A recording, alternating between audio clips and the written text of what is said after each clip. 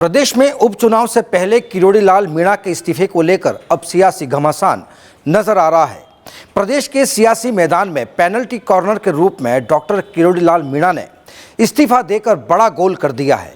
सियासत के इस बड़े अखाड़े में अब रामायण के चौपाई की भी एंट्री हो चुकी है, यानी कि किरोड़ी बाबा ने जो कुछ कहा वो कर दिखाया, रामायण की चौपाई को सियासत में लागू भी कर दिया।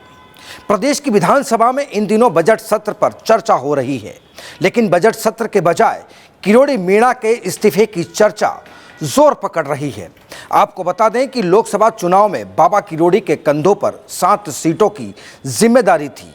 हालांकि 5 सीटें भाजपा नहीं जीत पाई और किरोड़ी मीणा ने सार्वजनिक रूप से इस्तीफा देने की बात कही थी। अगर कन्हैया लाल नहीं जीता तो मैं मंत्री पद छोड़ दूंगा।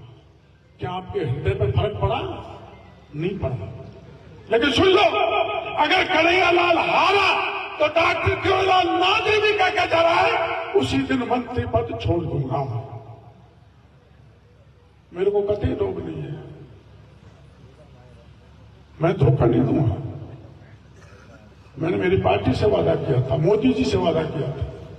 मैंने सड़क पर भी खड़ा होने की नौबत आई तो सड़क पर खड़ा हो जाऊंगा, लेकिन मैंने जो वादा मेरे कन्हैया लाल से कर दिया या मोदी जी से कर दिया, उसके लिए चाहे मेरी शहीदी फिर हो जाए, मैं बलिदान देने के लिए तैयार हूं।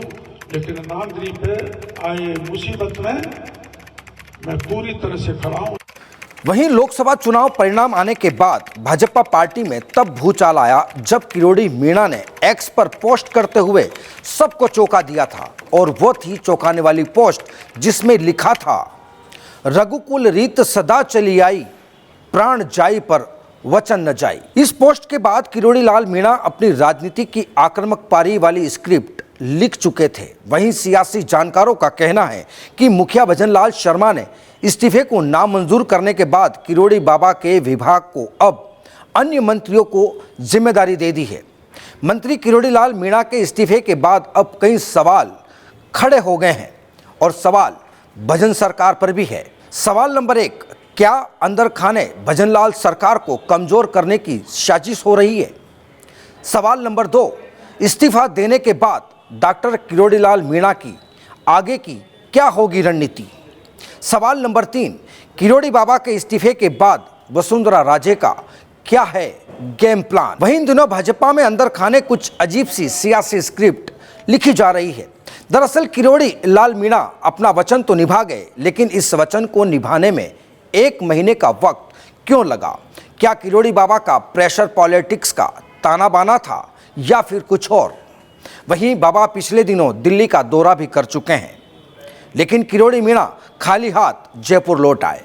एक बार फिर वे जनता के बीच पुराने अंदाज में लौट आए हैं, यानी कि अब फिर से कांग्रेस पार्टी में जो तस्वीरें गहलोत और पायलट के बीच बनी थी, ठीक वैसी ही तस्वीर अब भाजपा और किरोड़ी मीणा के बीच बनने जा रही है।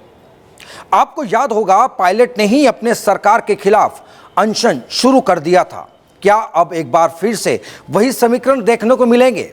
वहीं दूसरी तरफ विधानसभा में मुद्दों के साथ बजट सत्र भी चल रहा है।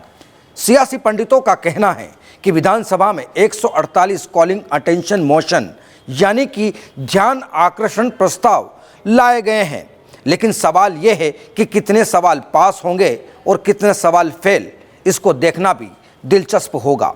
लेकिन रोचक तस्वीर यह है कि 148 में से 80 ध्यान आकर्षण प्रस्ताव किसी और के नहीं बल्कि भाजपा के विधायकों की ही हैं। यानी कि अब बीजेपी के विधायक अपनी सरकार से सवाल पूछ रहे हैं। क्या इन सवालों के पीछे भी कोई साजिश है? यानी कि इन तस्वीरों के पीछे का लब्बो-लुआब यही है कि क्या वसुंधरा इन तस्वीरों को देखने के बाद अपने तेवर दिखाएगी? क्या मुखिया भजन लाल शर्मा इस सियासी अखाड़े में कोई नया दांव पेच खेलेंगे?